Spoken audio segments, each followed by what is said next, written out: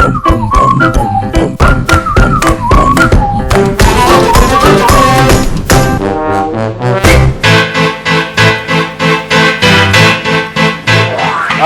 going to be so much posing, so much pouting. Hey guys, you're watching Heavy Petting All Stars. My name is Paras Tomar. Today, everyone is posing for a cause. We have not one, not two, but 5 celebrities for you on this very show. So, let's go bow wow. Oh, don't forget the pose. The World for All calendar is a fundraising venture by the animal rescue organization World for All in Mumbai. In their 4th edition this year, the calendar captures celebrities and their reasons for why a stray. Well, to get the answers to that, we may have to wait till the big release of the calendar. But that didn't stop us from getting a sneak peek into what went on behind the scenes. Hey everybody, this is Vivek Oberoi and I'm in the World for All Why a Stray calendar. Hi, this is Arunodaya Singh.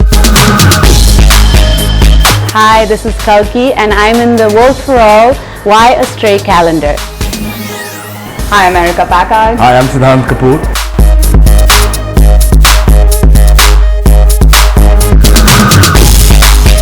Hi, this is Mandira Bedi and I'm in the World for All Why a Stray calendar.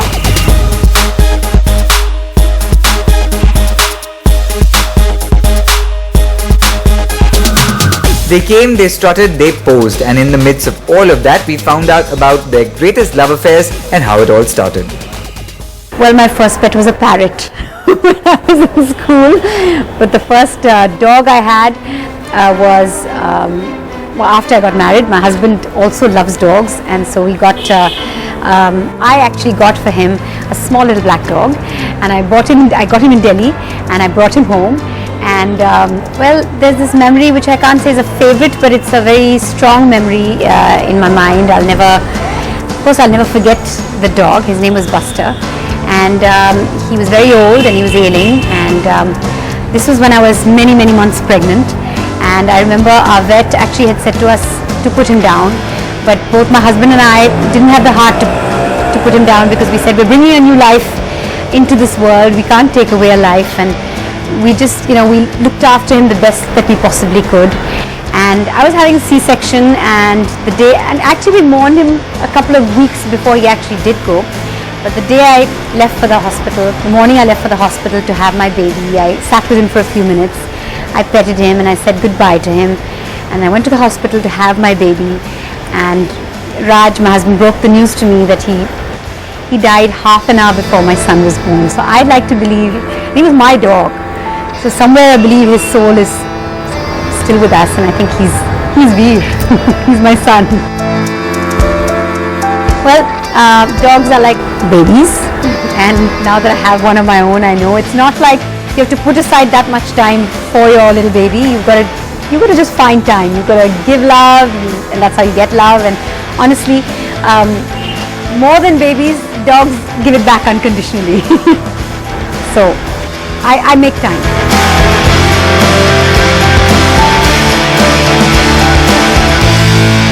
I think my first pet was a dog, and she was really adorable. And even though we lived in an apartment back then, before we moved to the bungalow in Juhu, it was because it was a small dog. It kind of we used to have growing up. I think I was 6. I was 6. She would be the center of my universe, and spent some really special years with her. I remember coming back home and dumping my bag from school, and the first thing I'd do is just go and meet her and play with her. So it's a pretty amazing relationship. I've always had an amazing relationship with my pets, and they've always been in my life for long periods of time. I think it's really difficult to figure out a single favorite memory with a pet, because especially Sir Duke and Lady Ivy, who were in my life for 14 and 13 years respectively, was such an important part of my life, and they've shared everything with me, and those were the single days. And I remember the kind of conversations that sometimes you want to have with a friend, I used to have with them. And it might sound crazy, but I really felt, and anybody who has dogs would know, I really felt that they understood me, and I don't know how, but they understand. Like, I remember Sir Duke, he was so cool. He'd just be so sensitive to if I've had a bad day, and I would just be exhausted and I'd sit there, and he'd just come and he'd place his big jaw right on my lap and just look up with those puppy eyes at me, and it would just make me smile no matter what, you know. So I think they know how to make you feel special.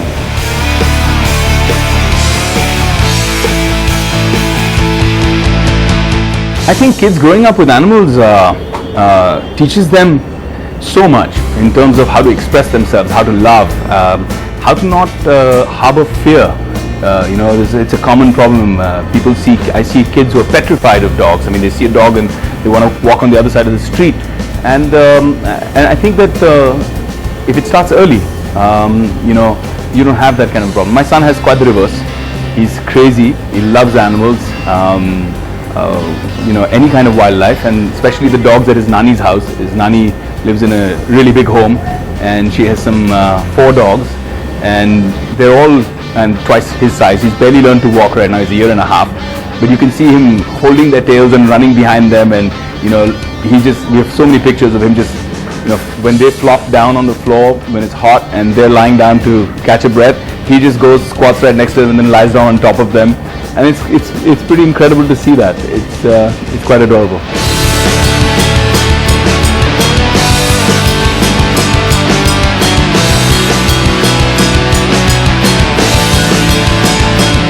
Well, I grew up on a farm, so I've had animals my whole life. From my father rescued a couple of deer that somebody shot their mother, so we had those when I was very young. I'm like 5 or 6, I think I remember. We had dogs my whole life. I'm allergic to cats, but I love cats, so my sister rescued a little kitten. So she was very cool, except she'd make me sneeze like crazy. My favorite pet was this really large fellow we had called Leo, who was a bunch of different things, and nobody really knows what he was, but he was big as a house. And I used to be in boarding school in Tamil Nadu in the south, in the hills, and I used to get bullied a lot because I was a lot tinier than I am now. And my mother came to live with me for about a year, so she brought Leo up as, like, you know, because pets are emotional support, and he went everywhere. My favorite memories of him would just be going on like hour-long treks just to find him. And he'd always come home. He would never be lost. He would make me see more of those hills than any student in that school, just because he couldn't understand why you would stay in one place. It was amazing. So if you go up the Kodaikanal till today, the most beautiful strays you will find are all his line, because he impregnated everything. It looks like Ladakh there because there's these giant hairy strays in Kodaikanal, and they're all Leo's kids or grandkids. So yeah, I went up recently and I saw like 2 that looked just like him. So, and then the owner of this hotel called Astoria, and he said, "Aapka hai?" So I said, "Oh yeah." It was very cute. My first doggy was a doggy called Foxy when I used to stay in Andheri, and she's a stray, and we called her Foxy because she looked like a fox. And whenever my mother came home, and she had this certain whistle my mom would do, which I can't because I'm so bad at whistling, but she would whistle, and Foxy would come running from God knows where in the colony and come running home to us. So yeah, that was my first doggy. My first doggy was Spike, actually, when I was really young. I was about 6 or 7. Did not know like how a dog really behaves, you know, for the first time when you were young. So I was a bit scared. But yes, after that, my love for dogs have just it's like flawless. I love dogs a lot. Yeah. I feel at home when I see her. Like, that's the magic of being home. I think obviously your mom and your sister, but like her is like, I go to see my dog. I tell my mom also, even I'm coming, me. Mom, but wake up Dachi. I don't want her sleeping when I'm there, you know. I go to my house to see Shiloh. I have a doggy named Shiloh, and he's around 2.5, and he's a big brat. Yeah. He's so naughty. He's very naughty, and he's amazing. He's so naughty, and the dog is like naughtier than him, and both of them together, it's like chaos at home. I actually go home quite often to see him only. Go to see a dog.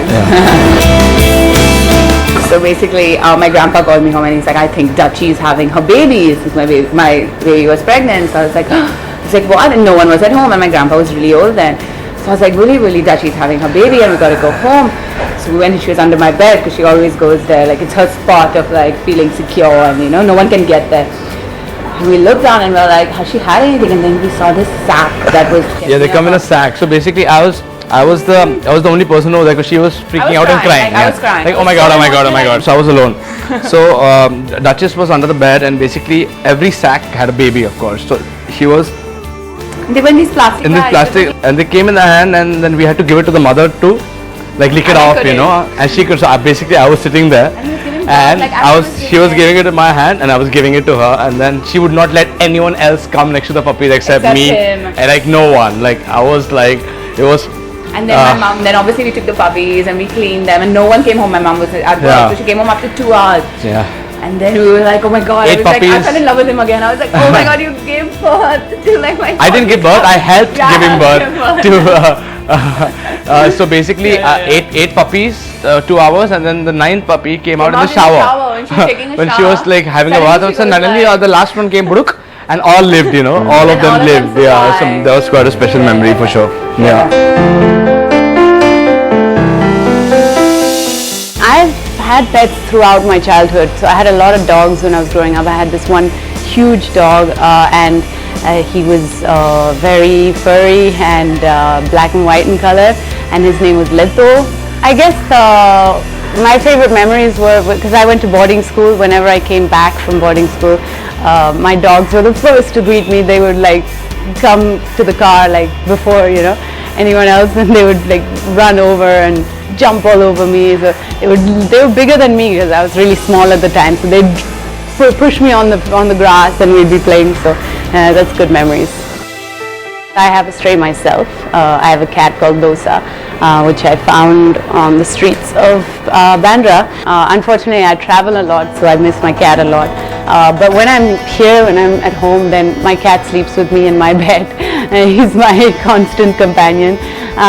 You know, whenever I'm watching a movie or reading or anything in the house, and he's on my lap. I mean, he's actually a dog. You know, he's very needy and loving. You know, they say cats are not so needy, but he's like super needy.